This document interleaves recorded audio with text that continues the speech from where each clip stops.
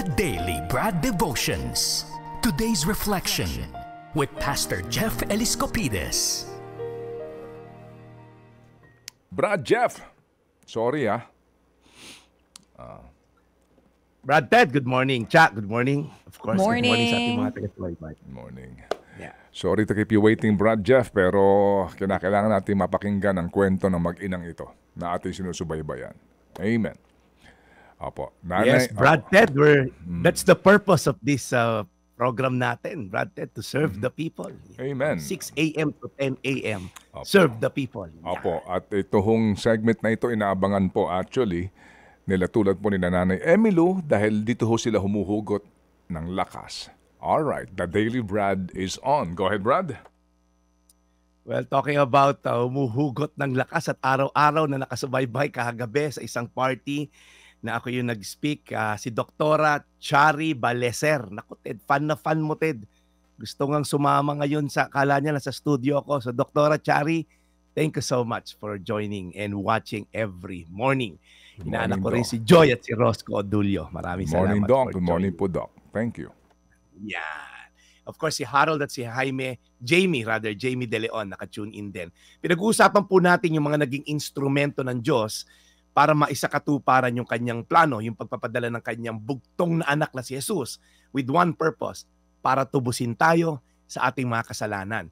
Na magdadala sa atin sa kamahatayang walang hanggan kung hindi siya nangialam o nag-intervene.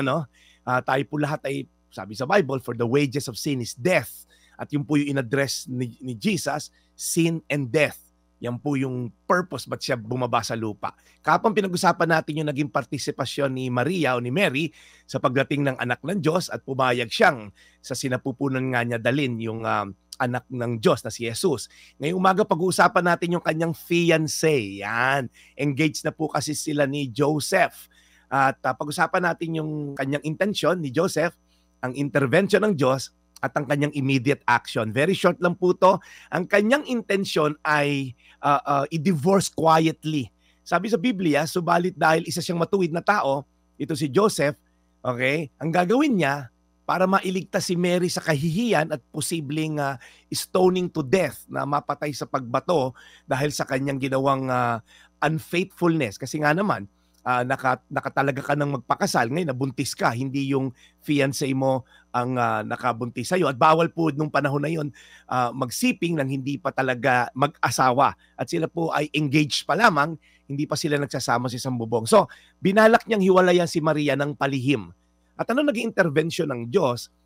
Ngunit habang pinag-iisipan to ni Joseph, nagpakita sa kanya yung Panginoon sa isang panaginip through an angel. At sinabi nga sa kanya, huwag kang matakot, David. Huwag kang matakot pakasalan si Mary sapagkat yung sanggol na dinadala, totoo yung sinabi niya, galing yan sa Holy Spirit. At ang purpose ng baby na yon, ililigtas niya ang kanyang bayan sa kanilang mga kasalanan. So nilatag po ng anghel ang purpose, ba't kailangan ni Mary magbuntis ng anak ng Diyos? Ano po yung naging immediate action ni Joseph? Basahin natin, Seth, pakita mo, Mateo 1:24, nang magising si Jose, sinunod niya ang utos ng anghel ng Panginoon at pinakasalan niya si Maria. Brad Ted at siya, pagmulat ng mata, sinunod niya agad yung sinabi ni Lord, huwag ka magpatumpik-tumpik, pakasalan mo si Maria. Huwag mo i-divorce quietly dahil yan ay plano ko. You know what? Delayed obedience is actually disobedience. May mga anak kayong maliliit, yung sabihin mo, maligo ka na, mamaya na, mami. That is disobedience. Mami, tinatapos ko lang tong pinapanood ko. Pag dinelay po natin yung obedience, that's actually disobedience. Lord, saka na kami magpapakasal pag may naipon na. Oops, hindi po ba kakaipon? Sa taas ng inflation natin, malamang hindi makaipon. Kausapin mo yung mayor mo, pagtrabahuhin mo, magpakasal kayo para maging legal sa mata ng Diyos at mata ng tao. Saka na ako magpapatawad, Daily Brad. Pag nakita ko nagsisisi na yung taong naka-offend sa akin, hindi po mangyayari yan. Forgiveness is a choice. It's not based solely on emotion, it's a decision. Ngayong Pasko, huwag mo na hintayin tumino yung nag-offend sa'yo, patawarin mo na. At maybe sa iba naman sa inyong offender, ngayong Pasko, huwag mo nang pa-delay, ikaw na ang humingi ng tawad. Saka ako nasabihin sa anak ko, mahal ko siya, ngayon mo na gawin, baka wala nang bukas na naghihintay sa inyo. Dahil po sa pagsunod ni Joseph, as I end, na-bless pa po sila na marami pang anak ni Maria, naka-anim po sila na sumunod-sunod na anak. Kaya sabi sa sumunod na verse, ngunit hindi niya sinipingan si Maria hanggang magsilang ito ng isang anak na lalaki. At si Jesus nga ang pinangalanan ni Jose sa sanggol. So tayo po ay nasa punto na minsan, Lord, saka na ako susunod. Alam niyo po, yung pag-delay natin, nagkakos din sa atin para hindi ma-blessed.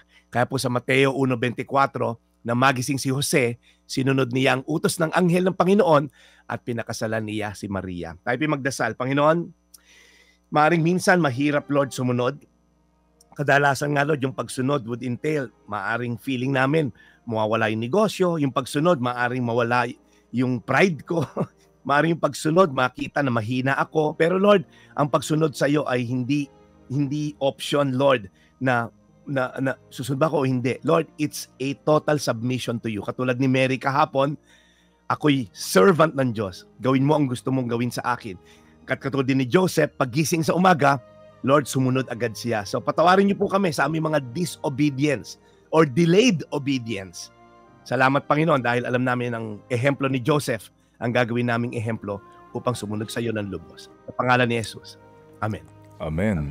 Panginoon, salamat po muli sa magandang araw na ito at sa pakikinig po ng magandang balitang hatid ng The Daily Brad. We pray, Lord, para po kay Brad Jeff, lagi niyo siyang babantayan at gabayan sa kanyang pagmimisyon. At Panginoon, salamat po sa biyaya po ng mga ina sa mundong ito. Sa inang tulad po ni Nanay Emilu Galido. Salamat, Panginoon, sa inspirasyon na kanya binibigay sa amin pong lahat. Mabuhay po ang lahat ng ina na nakikinig ngayon sa aming programa. In Jesus' name, we pray. Amen. Amen. Amen. Love story ho ng magnanay ang ating Unconditional napakinggan. love. Diba? Yes. Of a mother to her child. Oo. Hindi mapapantayan yan. Alright, so batiin mo ang iyong mother-in-law. Ayan, kasama din yan ang pagmamahal Bago mo ng batiin mo mother-in-law. si mother mo, Oo. Brad Jeff. Nakikinig si Mami Angie. Yan, Razon. At ang aking, of course, nanay, si Helen Eliscopide sa Kabanatuan. At ang mother ng iyong mga anak. Of course, the one and only, Angelica Grace, my Ayun. wife. Okay, sige. Sige. Thank you, Brad Jeff. Maraming salamat, Brad Ted. At siya, ito po yung Daily Brad, your daily dose of inspiration. God bless. God bless you more, serving the people. Ted Filon at DJ Chacha. Ngayon, nasa Radyo 5, 92.3 News FM. Monday to Friday, 6 to 10 a.m.